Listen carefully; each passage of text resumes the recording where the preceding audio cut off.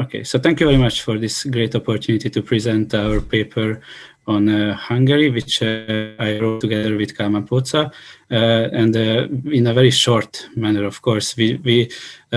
reported on that constitution making in Hungary has never really been a deliberative process. So as for major constitutional changes, of course, we can mention the 1989-1920 constitution making, which was a part of regime change in Hungary, and which includes the gradual changes where the old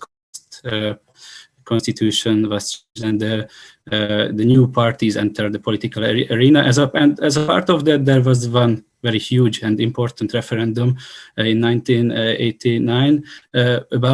partly about the constitution, but the main question was whether the president should be elected directly by the people or the parliament, and the opinion won that it should be the parliament who elects the president of the country. So in that sense, this referendum had impact on the constitution, but generally speaking, that referendum is already part of the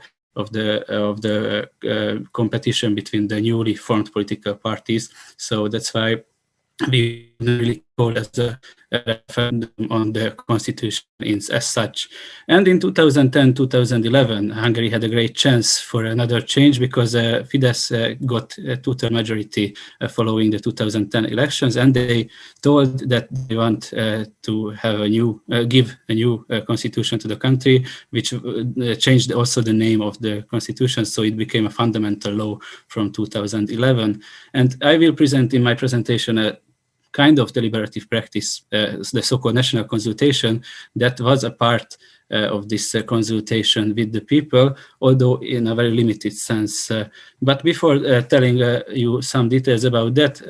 as a general framework of constitution making in Hungary, we have to mention that Parliament adopts the constitution and with a simple two-thirds supermajority, and therefore, and it's a topic for our discussion maybe later, this kind of incremental constitution making is hard to detect in Hungary, because whenever there is a two-thirds majority in Parliament, then political parties can change the constitution, and there is no need for a referendum, or there is no need for the approval of a next parliament, and therefore it's quite easy and it's a very flexible process. Maybe as a suggestion, if we really want to compare incremental changes in that sense among countries, maybe the referendum on the EU accession in 2004 was one very important referendum that we had in Hungary, and that had an impact, of course, on the constitution. And there was a lot of discussion, debate, different parties and politicians presenting the European Union differently. Maybe it's an opportunity to talk about incremental changes in the Hungarian context. I leave it for the discussion later, but I just wanted to mention that at this moment in our report, we didn't really know how to report about these incremental processes, because there were many, so more than dozens of changes done by the parliament. It's hard to report, and of course, there was little public involvement in it. So to mention you one deliberative practice, the so-called national consultation is something that is very specific from Hungary, and maybe could be compared to Belgian cases, for example, where there are local consultations about many topics. And in 2011, there was one national consultation about the new constitution, and in that I would say it was more like a participatory process than a real deliberative one. So each citizen of the country received a letter, every household of the country received a letter from the new government telling that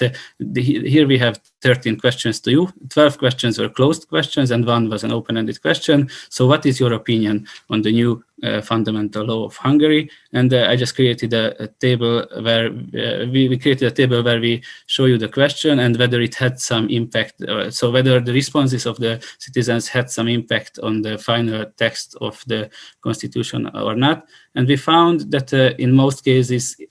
there was some impact, but on the other hand, it is very, very hard to tell how much influence exactly the citizens had on this question, and how much it was cherry-picked by the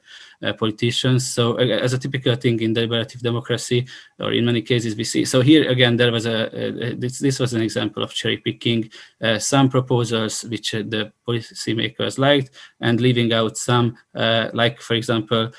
giving a plural vote to families. They left it out finally because citizens did not opt for this option. But again, it's hard to detect the clear link between the policy proposal in the letter and the responses of the citizens, whether they mattered or whether just politicians realized that people do not want this option in general. So talking about recent developments, as I mentioned in the beginning, so deliberative democracy in Hungary is not